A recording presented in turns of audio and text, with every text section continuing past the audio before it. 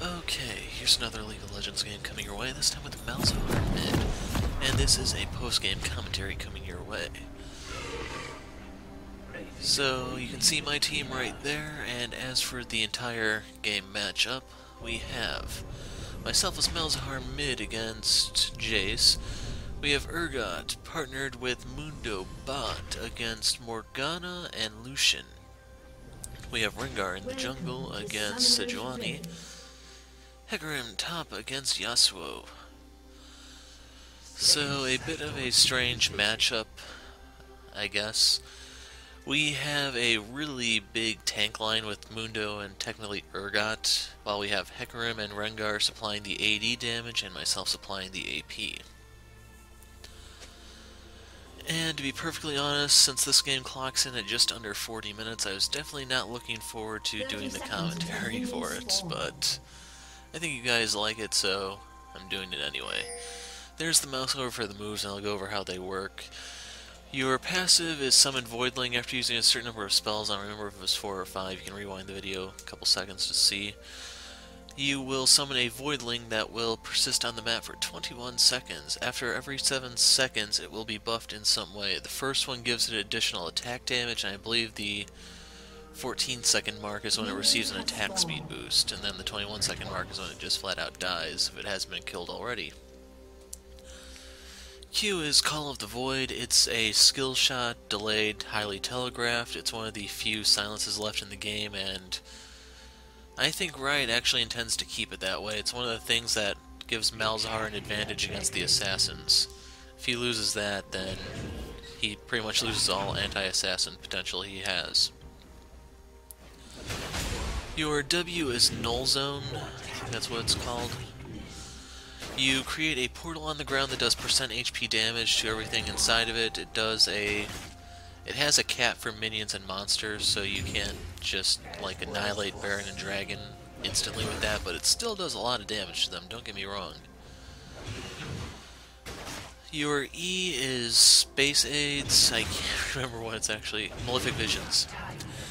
It's a debuff of sorts. You put it on an enemy and then it damages them over time. If the enemy that has it dies, then it bounces to the next available target within a certain range, and also refunds a portion of the mana cost. I think it's something like 1/5 of the cost. So when you factor in the regen from your Duran Ring and, well, any other items you have, it's very easy for Malzahar to keep his mana up. Like right here, I just don't have the AP to clear the wave just yet. Jayce has the advantage on me at the moment, but eventually we will reach a point where we just both simultaneously annihilate the wave. Picking up where I left off, your ult is Nether Grasp, I believe. It's one of the suppression type moves that,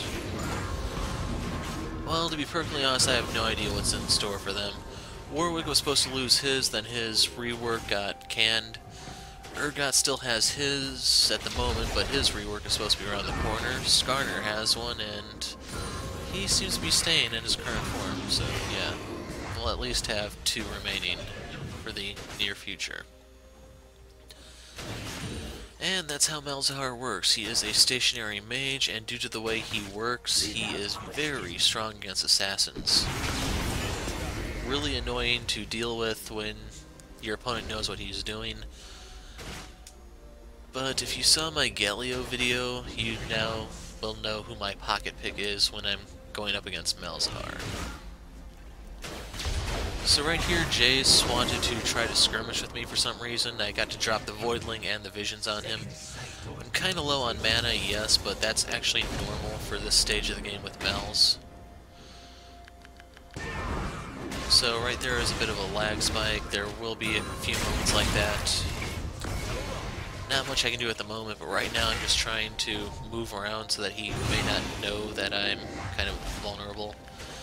And the good news is right here I can kind of use the Visions to still get some last hitting done. If I can get a Voidling out, then the Voidling can actually do the hitting for me, and then Jayce may be none the wiser. So normally for Malz I like to get a Chalice to ultimately become a Grail because tons of mana, all the fun stuff. But the thing is, I'm against an AD opponent, so I'm going to be going Royal Anomicon this game. That means I'll have considerably less MR, but I don't really need it. Like, their top laner is Yasuo, the mid laner is Jayce. The jungler is Sejuani. She actually does magic damage, but the magic damage on their team is few and far between, so not having the Chalice isn't punished as much.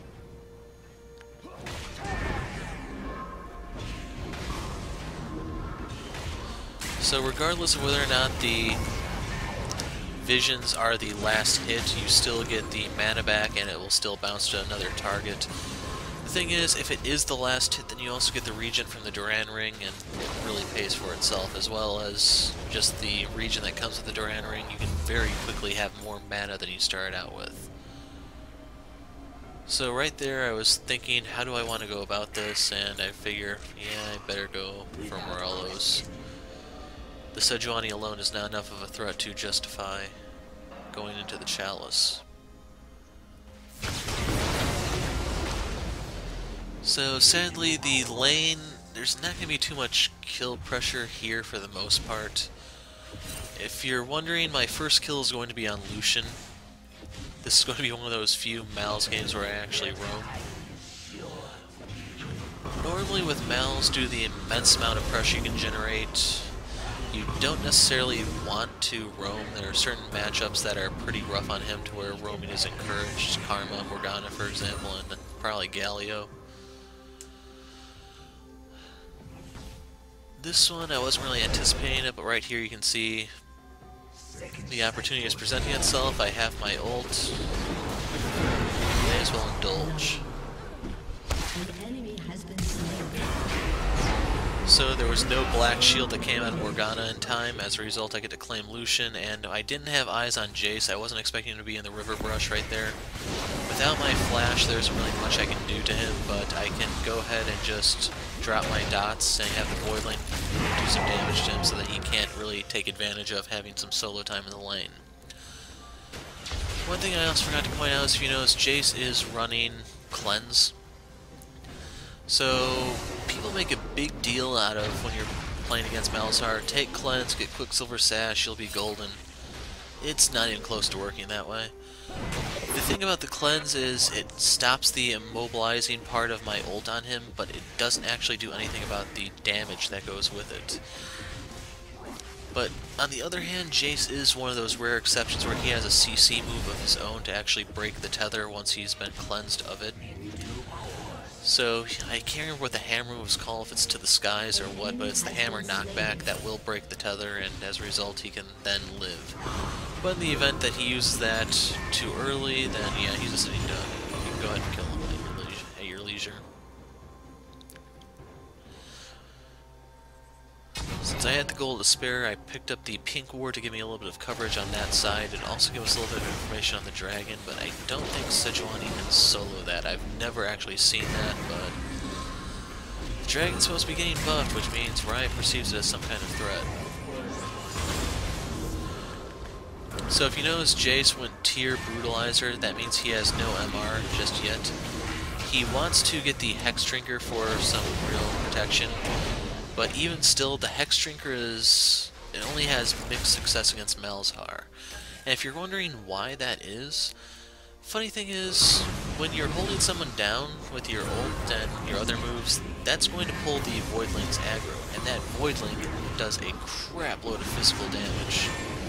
So much so that if you ever look, well, you can look up the Malzahar cast-in videos I have and just see how much damage I did to cast in with those. Jayce is pretty much in the exact same situation. And as a result, the Hex Drinker will not protect him from the Voidling, and I also am running Ignite, so that's true damage to get around the magic shield. Now granted, Mal's does do enough damage where he can eventually eat through it, it's just you can really tip the odds in your favor if you know what you're doing. So I take a turret shot here, but it's not a big deal. I drop the null zone.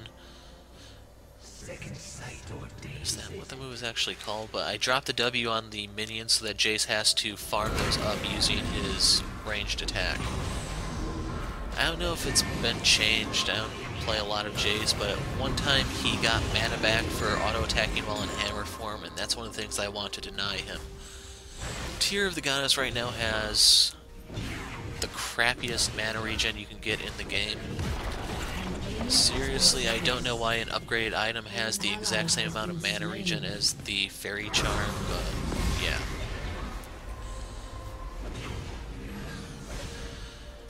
So he does need to rely on any form of mana regen he can come by to help supplement the crappy regen on the tier, which is why that portal on the ground does slow him down somewhat. So right there you got to see him get almost eaten alive by the visions. And I wanted to try to bait him into doing his that move, because that's mana and cooldowns now taken away from him. As a result, he has to sit further back, and while that's down, he actually cannot nuke the wave down. Sadly, since he does use AD to clear, and, well, since he uses AD to deal his damage, his primary source, he's actually very good at clearing the wave and last hitting under tower. So my goal is actually just keep whittling away at the tower, do a little bit at a time, and eventually that sucker's coming down. So I was considering just finishing the Morellos, but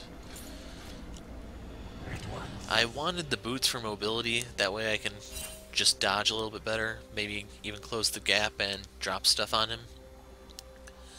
And I grabbed the Amp Tome just to supplement some of the damage I don't have by not getting the Morellos off the bat. I'm going to turn that into a Seeker's Arm Guard.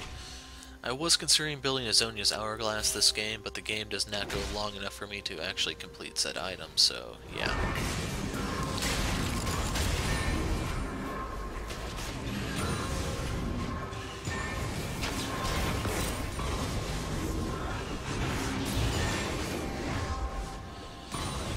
Now, your visions will give priority to champions whenever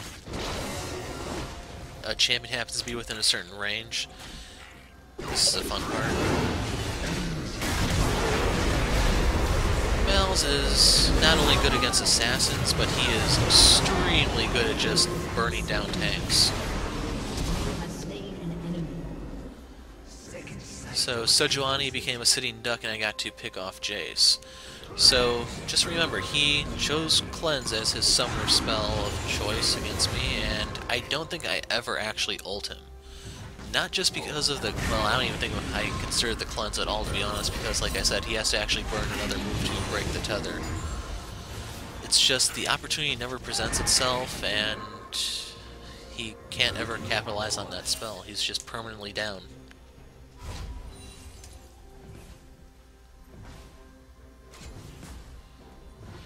So now the opportunity presents itself for me to get the Morellos, and I'm going to go ahead and finish the Seekers because, well, I can't finish it yet, but I want the Seekers just to skew things a little bit in my favor. Jayce gets the Hex Drinker for MR, I get the Seekers for a little bit of armor, that's going to offset the penetration from his Brutalizer, and I am running Scaling Armor Yellows. So every level I get is 1.5 armor added on, I believe, and I don't know if Malz has any innate armor scaling, but it just makes things a little bit harder. So I think he wanted to clear that pink, but he saw me coming down. Maybe he saw Rengar, I don't know. But I can use my DPS to just knock that down into Rengar's smite range, and we get to take that. The bot lane does go down, but getting the first dragon does mean I get bonus AP, and as a result my pushing power is going to be increased as a result.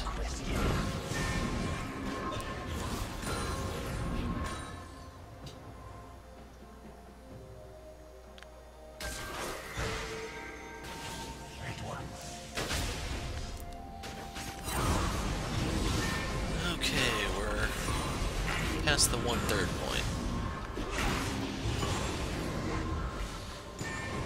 Sadly, one thing about this game is the way it plays out is I do deal about 50% more total champion damage than the next closest person on my team. But since Malzahar is primarily dot based, he does damage over time instead of just outright burst, a lot of my teammates are actually going to be poaching kills from me, so just a heads up if you're wondering how things are going to be playing out. There's going to be quite a few instances where I basically get the enemy down to like maybe 100 hit points and then Urgot snipes them for the kill.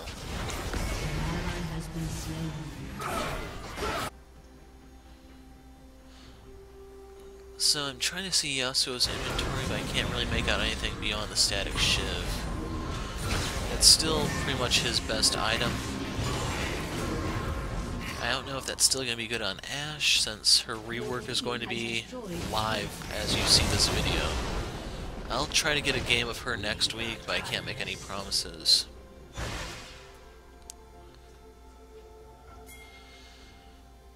To be perfectly honest, I haven't been recording as much just because we've been having surges of trolling in the community. There's always the whole problem of I never hear anything ever being done about this from Riot. They're either cooking the stats or something, or they just don't hand out punishments because they want to keep that 1% toxicity level fixed in. I don't really know what they're up to, but whatever they're up to, it's not working.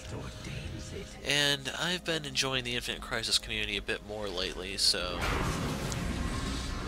if you're wondering why there haven't been as many League games, it's primarily that.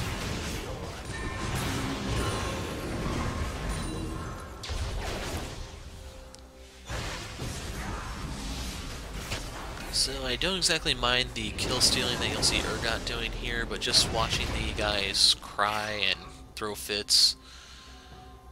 To give an example, I had in Ezreal, I think he was actually...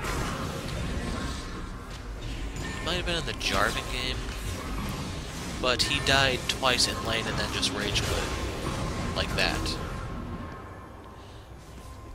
There was no real reason for him to have been doing that badly, or no one was actually faulting him, just second death, what the hell jungler, I quit, out.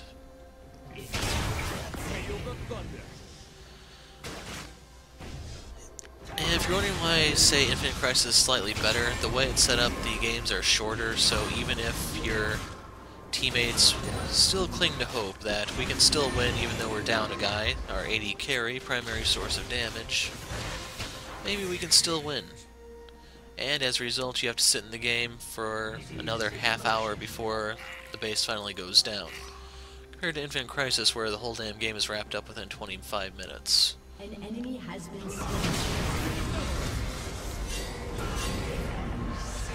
There is supposed to be some sort of system going on the PvE that's going to immediately tell you, or it's supposed to be actually telling you if action is taken against the people you're reporting, and I'm very curious to see how that plays out.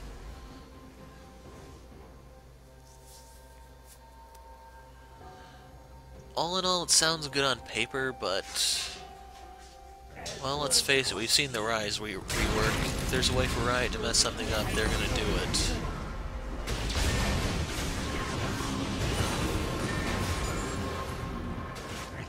So here you can see Jayce has the Hex Drinker, he has his Tear, his Brutalizer.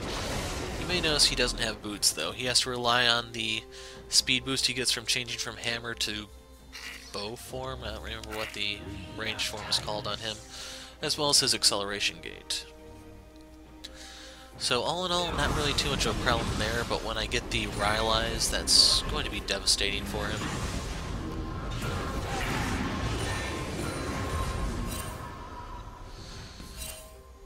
So right here, this is now a free tower. Jayce wasn't really able to answer my wave clear perfectly, and to make things worse for him, the Voidling can help me siege the tower. So you can see he's back. He went... looks like he picked up boots, and I couldn't see what else he got.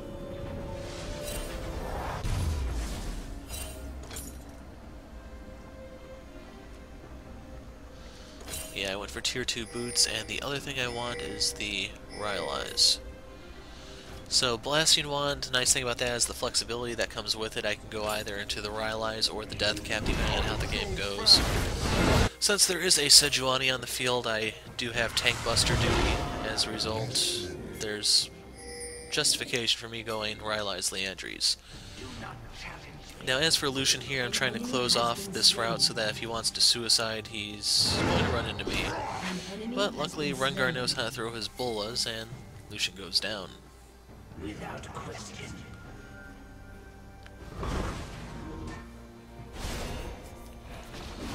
So we have Hecarim and Rengar down here. I can join in and supply the Voidling DPS. It's not exactly going to be a lot, but it's going to speed up the tank. And the nice thing about speeding that up is your jungler or your tank or whoever's just tanking the dragon's fury will be healthier as a result. Yeah, sadly right there you can see him cleansing out of the Hecarim fear. I wanted to drop my CC on top of him, but he got away.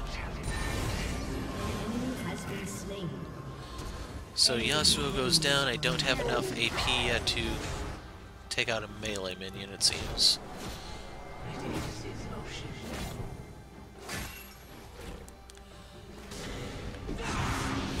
And I was kind of hoping they'd walk into that, but no luck.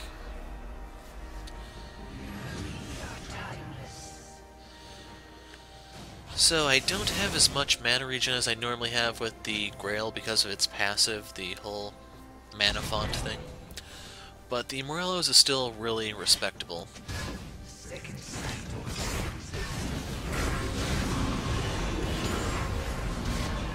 So I'm not exactly sure what Mundo was trying to say there, but I wanted more pressure on the mid lane. And since I'm not providing commentary, I'm going to give him a sarcastic reply.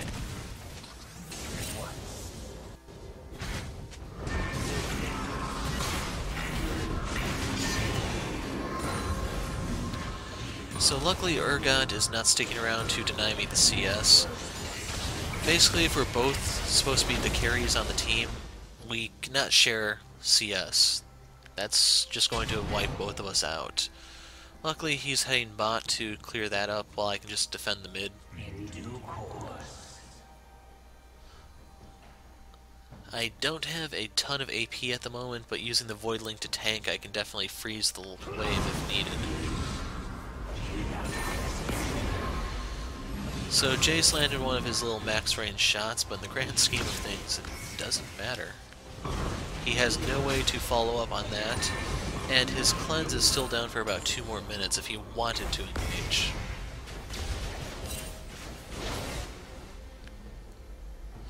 Meanwhile, I can put my trinket to use.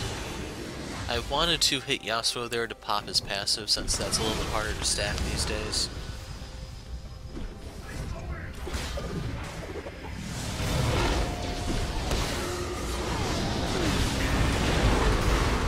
And I immediately went on board because if I can hit her before she black shields, she's not black shielded anymore, and she's a skill. So right there, Sejuani went down. There's still a fight brewing, but I think I had mid to just push that in.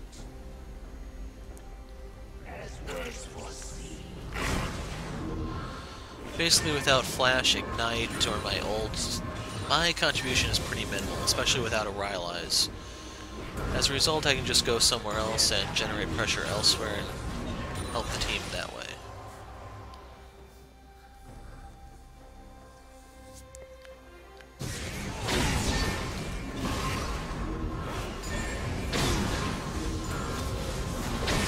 Sadly, I have the same problem here that I mentioned with Urgot. So now Hecarim and I are trying to share the lane. And of course the bad news is, since Malzahar is all about damage over time, it's very easy for your teammates to take the last hits from you. Not a bad thing when it's someone with a relic shield, then it's actually really good. But in this instance, it's one of those things that sucks about playing Malzahar. So just like that, Rylai's, now if my spells land on them, they are going to have a little bit of difficulty getting places. Of course, Yasuo can still do his million dashes just like Riven, so he may not notice. Lucian and Sejuani have their dashes, but theirs are not quite as stupid. Meanwhile, the Morgana and the Jayce are the ones who would somewhat suffer. Morg does have her black shield, yes, but that's going to crumble underneath the visions or anything else I throw at her, and then damage over time will start to proc the slow.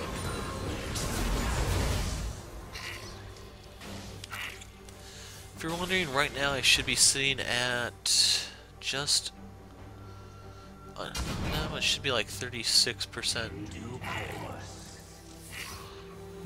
I can't actually remember how much CDR I have at the moment, but I was able to get 2 voidlings out at once. I don't have enough to go beyond that though. And right here I have more lag popping in, so I think I do die here. So right there you can see Urgot taking the Sejuani kill. Right there I managed to drop the visions on Lucian. That sets him up so that Hector can get the kill on him, then the visions bounce to Jayce and force him to pop stuff to move. And of course, since I have a Morello's, I am inflicting grievous wounds on them. So there's a really big double whammy going on with the damage over time from what's going to eventually become the Liandry's Torment and Malzahar's spells combined with the grievous wounds. It's just not a fun game for them. And to make things worse, since they don't actually have an AP carry of their own, I don't consider Sejuani to be it. They don't have an easy source of grievous wounds to stop Mundo's healing. And right here I think I'm going to walk back into my death because I wanted to try to save Urgot. Like, I have no idea why he did that. I guess he wanted maybe the defensive stats. But it's just the death of us.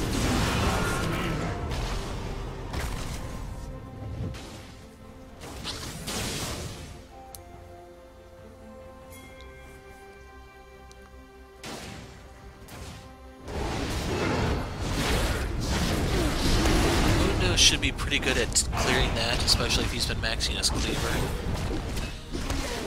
Then we just have to rely on the Rengar Smite, and the next dragon is ours. That's number 3, I believe, which gives me more movement speed. It's definitely going to punish them if I can get the Rylai slow, since we'll have little trouble trying to follow up on top of that.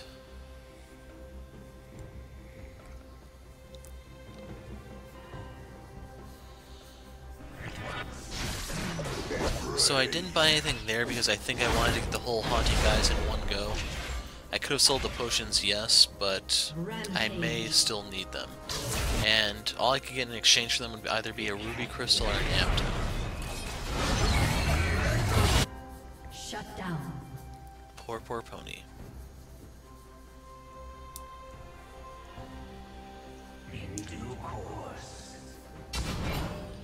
So right here I'm doing a quick sweep for obvious pink wards. No luck, sadly. Without question.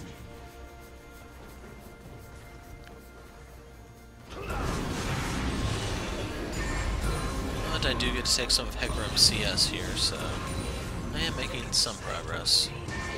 And that should be enough to push on its own. Meanwhile, I can head off to other places while I just let that bounce around and push.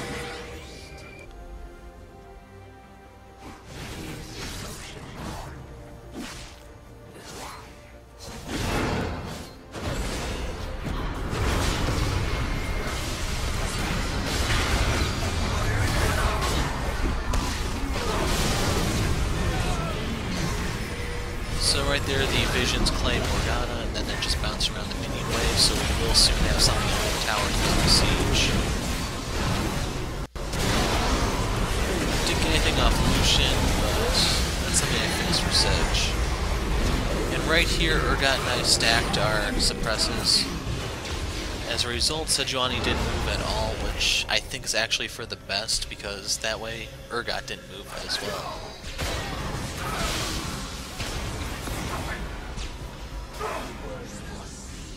And the minions have powered up now to the point where I can't clear them with, I can't clear the melee ones with just my visions. I actually have to supply some DPS from either another spell, auto attack, or the Void Link.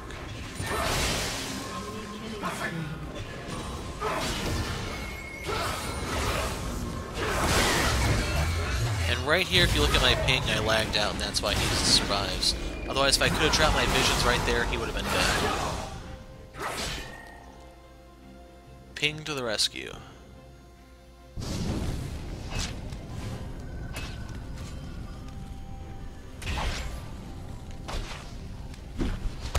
And I didn't remember actually disconnecting, but apparently I did. But anyway, I can get the Haunting Guise now. That gives me a flat 30-point penetration, as well as what I get from my runes and masteries. And basically, I'm going to be dealing near true damage. Sejuani, let's see, she's got Orc Treads and Banshee Veil, so she's already expecting the worst. The thing is, I actually have enough penetration to almost cut through that entire Banshee Veil, so all she's really gained from that is just the health. As for Mundo, he goes hero on us. Damn near single-handedly repels their siege. But he buys me enough time to get over here and supply some of my DPS.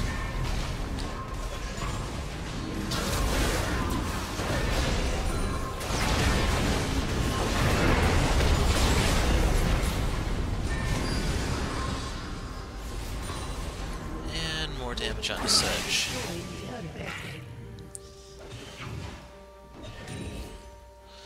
So while they got that outer mid, Hecarim went and got the top inner. As a result, that's one less shielded turret they have, and it's going to make a top line siege considerably easier for us.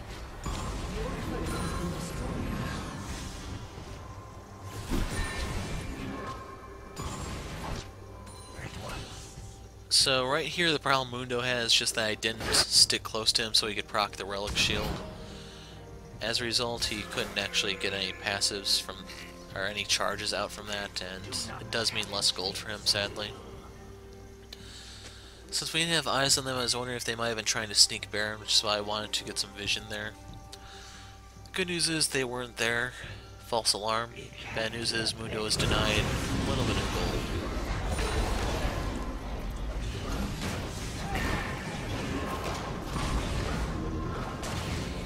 As you can see here, Malz is pretty good about taking the blue buff on his own because of the Void Link.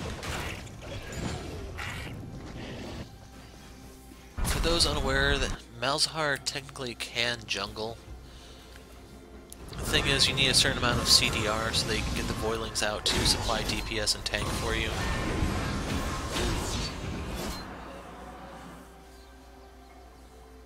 But his ganks are really nasty since you can lock people down with your ult and then just let your laner beat on them. Basically the same advantage you have to having the jungler gank for you in lane.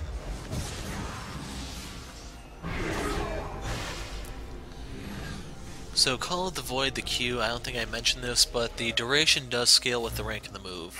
At max rank it lasts a whopping 3 seconds. So if you're wondering why Morgana had to sit on the sidelines there for so long, it's because the silence actually does last. She didn't dodge that, I don't know if she wasn't looking or was, but it proved fatal. And on the topic of fatal, now that Sejuani's out of the way, that means I am free to use my Nether Grasp and hold someone down. In that case, Yasuo. And right there is one of those examples of where I'm doing a ton of damage to the guy with my spells, but Urgot snipes them for the kill. Urgot will have the most kills at the end of the game, but I think he did something like 22,000 damage, while I was somewhere around like 34, 35, I think.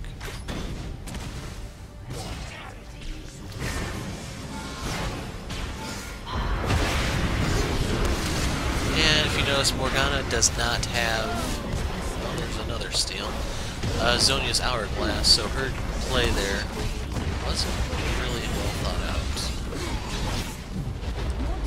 Bottom line is, in the end, we get the turret, the inhibitor, and we're free to head over to the Baron Pit. I don't think well, we might take it right here, I don't really remember.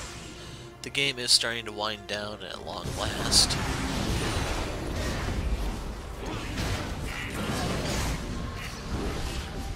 And with the blue buff, that's going to put me closer to 40% CDR, and I can start just sending Voidlings in here to help tank and DPS.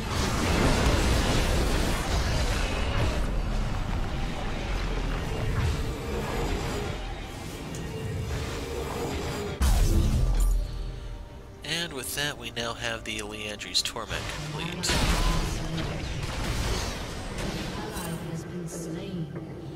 We did lose Hecarim and Urgot. I'm not entirely sure why. Normally when you get the Baron you want to recall, buy, heal, all the good stuff. I don't know what they were doing.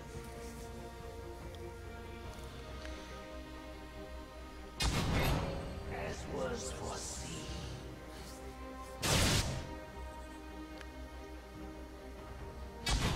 As for this, I wasn't paying attention to the dragon timer. I don't know if I was just trying to secure the area in advance for dragon number 5 or what.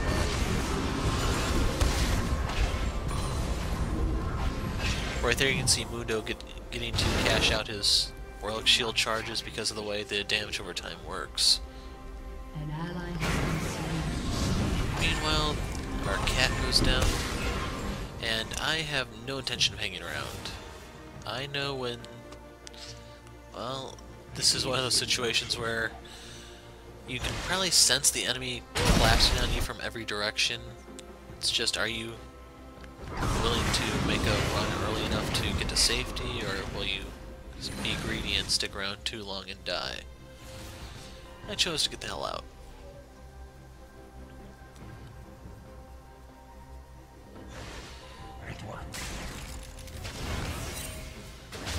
But now with the Rylai's Leandri's combo and the whole Space AIDS thing, I can really take pieces out of someone if they're unfortunate enough to stand close. So right there was Sejuani's Banshee Veil going down, and I think she was reconsidering engaging.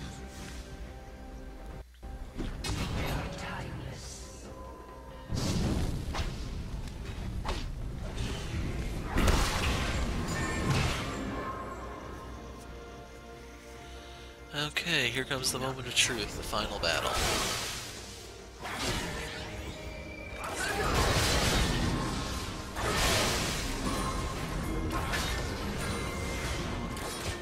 Without question.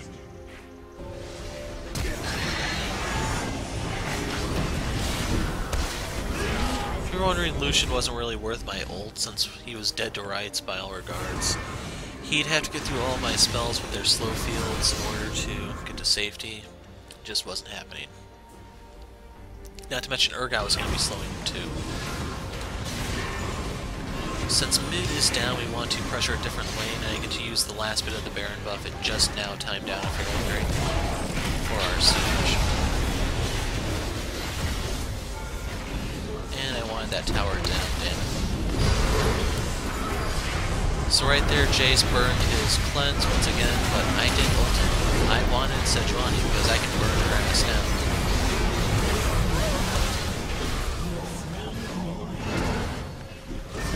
So the cleanse Jayce did not pay off by any means. He never actually just got the chance to cleanse out, nothing else. But battle's mid for you guys. I have another mid lane game coming up tomorrow. Hopefully you don't mind the two. Let's dance. So, thoughts and observations for this game, if I can think of anything else to say, will be in the description. Until next time,